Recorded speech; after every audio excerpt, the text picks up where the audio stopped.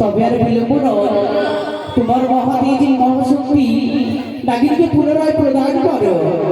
বেশ দিদি বেশ।